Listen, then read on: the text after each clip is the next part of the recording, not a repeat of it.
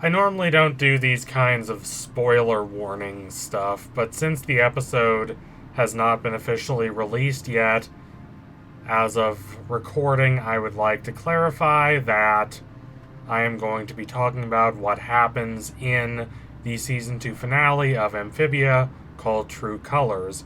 If you do not want to hear what happens in True Colors, click away now and don't watch this until you are ready.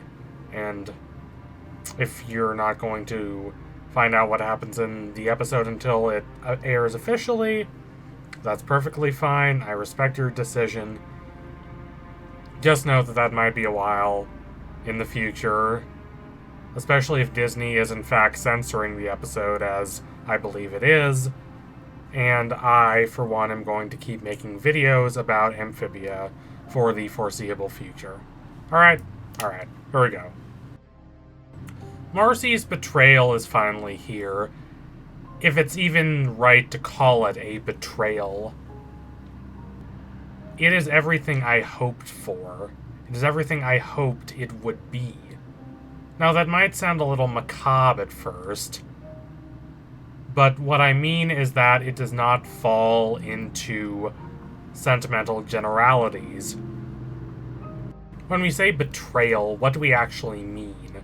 There are a million different kinds of betrayal, and Marcy's is definitely a more sympathetic kind. She's not a bad person. She's certainly not a villain. And in retrospect, all of those over-the-top, Marcy is secretly this evil backstabbing person theories that completely ignore the person we've seen for most of the show, those theories do seem a bit silly in retrospect. Marcy is who she's always been, but she also has sides to herself that she has not revealed to Anne because she knew that Anne would not take it well, that Anne would not understand, and Anne doesn't understand. Now, you could say Anne has very good reason for not understanding, considering that she, despite her love for her frog family, does in fact want to get back to her human one, but she never considered the possibility of seriously staying in Amphibia or going off to explore other worlds, whereas Marcy does. Marcy's confession is the high point of one of the show's best episodes, and it is one of the most raw and personal and unvarnished moments in this entire series. When I think back on Season 2, this is what I'm going to think of. This is just a primordial cry of agony from a desperate girl who just doesn't want to be alone. There are three major mistakes I fear that the show could fall into, and thankfully it manages to avoid all of them.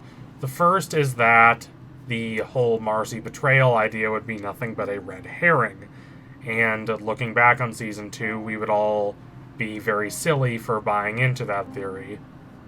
If her betrayal was nothing more than a red herring, then she would end up being nothing more than your typical wide-eyed ingenue, and that is just not nearly as interesting to me personally as what the show actually does end up doing with her. The second mistake is that it would turn her into a puppet with no agency. Of course, she is manipulated by King Andrias. She has no idea of the full extent of his plans, but she is still partly to blame.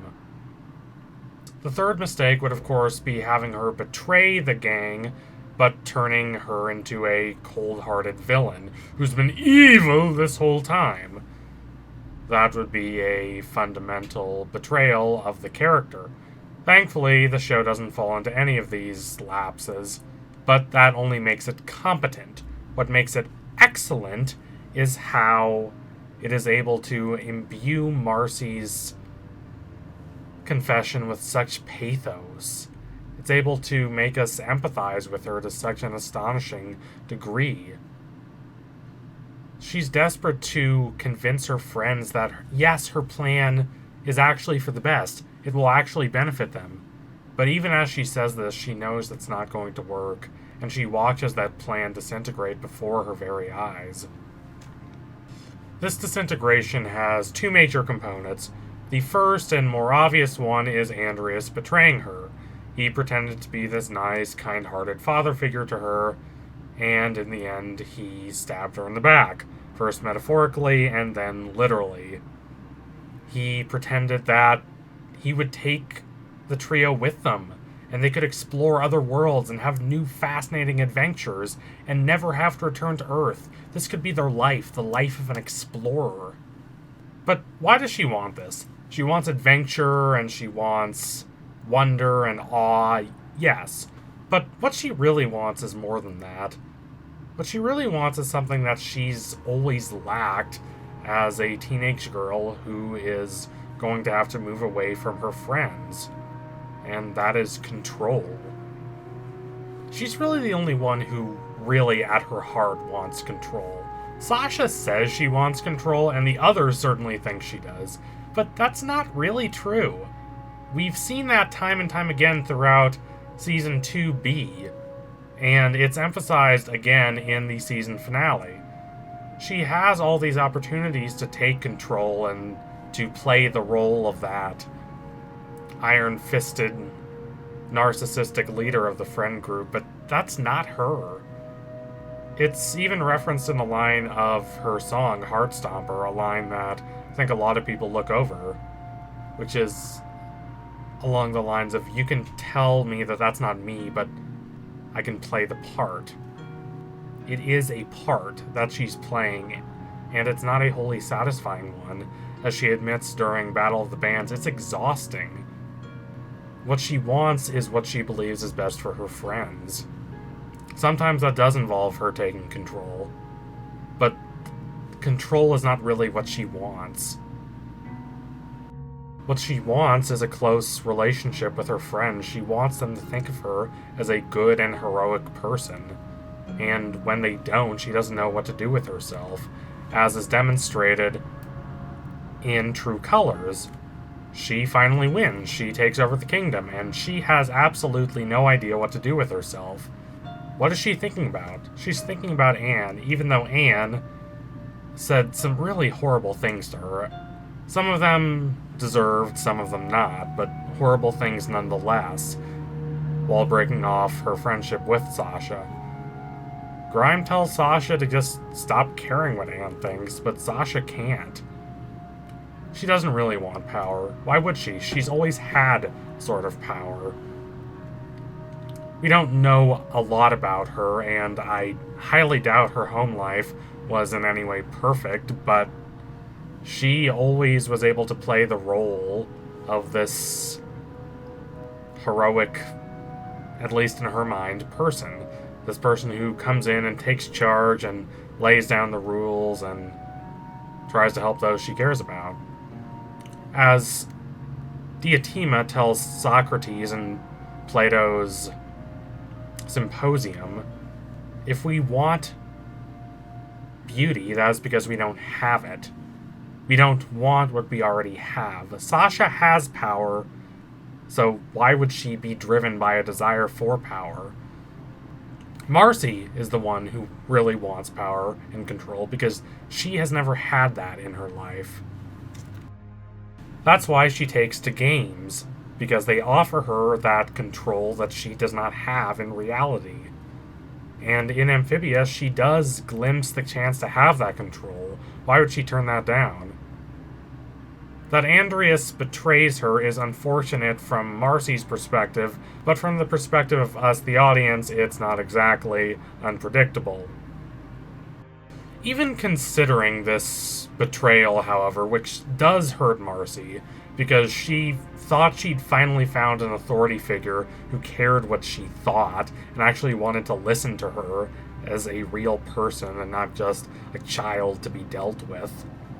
But even after this betrayal, she might have been fine had it not been for her friend's reaction to the truth. She could not have suspected that they would react positively in any way. If she had, she would not have tried so dang hard to hide the truth from her friends. Even after King Andrias betrays her, even after he reveals his plans to take over all the worlds, she is still able to feel betrayed by him again when he reveals her secret to her friends.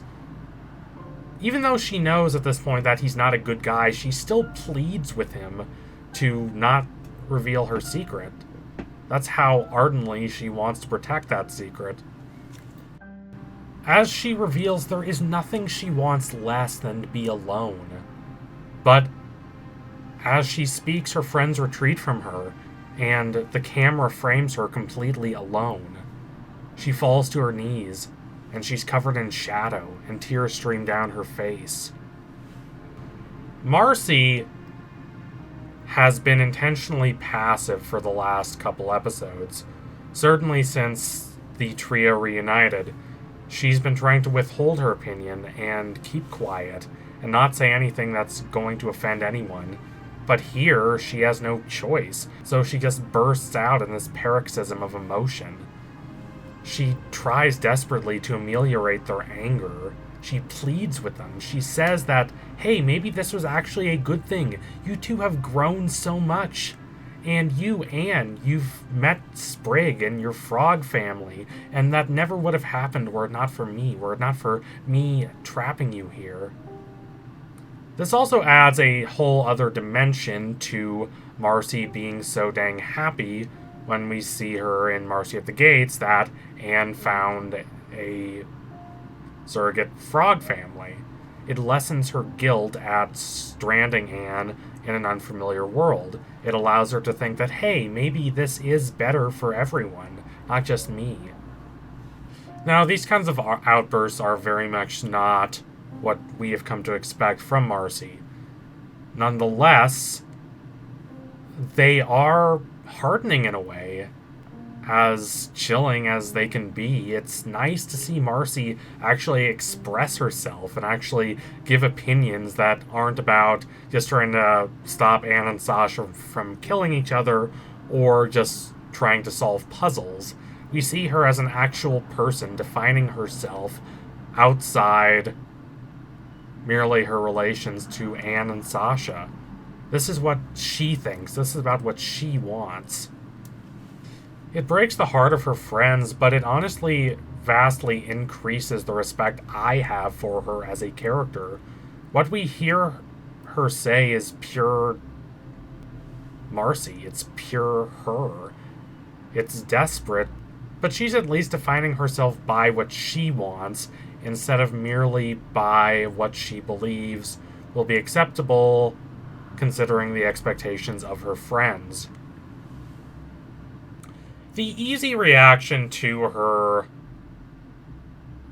pained, desperate speech is to simply say that she's wrong, and to a certain extent, she is. She did not have the right to do this. It's morally abhorrent, and it makes all of Sasha's transgressions in the past look absolutely petty by comparison. There is a perspective from which she's right. Anne and Sasha have grown a lot since they got into Amphibia. Anne was selfish and lazy and kind of bullheaded and not ready to think things out and not really ready to consider the needs and expectations of other people. And Sasha is controlling and kind of myopic at the start of the show. And she's been forced to just be this ordinary teenage girl and exercise her power and her will to get things done and make things happen and to make the world she wants more of a reality in a small scale setting like a friend group as opposed to a more larger scale setting like Amphibia, which gives her space to actually consider what she wants. It allows her the chance to kind of grow up prematurely and think about who she actually is outside of the confines imposed on her as a middle school student. And Marcy is also right about how important it is for Anne to have met the Planters. Sprig becomes such a close friend to her. We don't hear much about Anne's father, but Hop-Hop seems like he's closer to her than she was to her own father. I suspect that she wasn't that close to her father if she's hardly talked about him at all throughout the course of this series. She's found a strong family dynamic in the planters, and that is very valuable. She would be the first to admit that. So Marcy is right about a lot of what she says. That's the brilliance of it. That is genuinely smart and clever and thoughtful writing. That Marcy can almost think of herself as a good and caring friend and not as some sort of backstabber is reasonable. I really like how you could view any of these three as a protagonist. Now, obviously, the protagonist of this story is Anne, but it could just as easily be Sasha or Marcy. We get so much information into their perspectives and their subjectivity, and we get such a clear idea of why they want what they want and what holes they're trying to fill and what things they're trying to prove to themselves, that it's easy for us as the viewers to imagine any one of those three as the protagonist, which really means it's that easy to just immerse ourselves in their perspective, their subjectivity, because the show has done such a great job of fleshing out that subjectivity. Marcy's betrayal demonstrates what art can do, even when it's operating within the confines of familiar or even predictable situations. A lot of us, including myself, predicted that Marcy would indeed betray Anne and Sasha. That in itself is not a surprise. What is a surprise, and what makes it genuinely devastating, is how deeply we can relate to her even when she's saying things that are unfortunate for Anne and Sasha. Empathy is used a lot of times to talk about art these days, and often it's used cheaply, but real empathy, like is cultivated by this, allows us to actually inhabit her perspective and actually not just know how her mind works mechanically, but know what feelings and longings and desires and anxieties caused her to act like this. And that is such a beautiful, poignant thing when done right. Words like character arc, betrayal, corruption, and redemption feel so inadequate and oversimplistic when faced with something this raw and this devastating. These oversimplistic labels have no choice but to fade, and what we are left with is the oceanic tumult of human emotion and all its maddening intricacies. That's what we get with Marcy's betrayal, and it's something I highly respect Amphibia for doing. So thank you all for watching. If you liked what you saw today, don't forget to like, comment, and subscribe. Donate to my Patreon if you can and you want to see more videos like this. Keep watching Amphibia. It's a brilliant show. It's already renewed for Season 3. Let's hope Disney doesn't sabotage that Season 3 or otherwise sabotage this beautiful, lovely show in any way. Also, I really wonder what would have happened had Andrias not been evil. Had he been dealing with Marcy honestly. And had he really offered Marcy the chance to go with him and explore other worlds, what would the others have said? That would be really fascinating to investigate. So anyway, tune in soon for my next analysis. It will be coming soon. That I can promise you. No doubt about that. Thank you all again. Adios, comrades.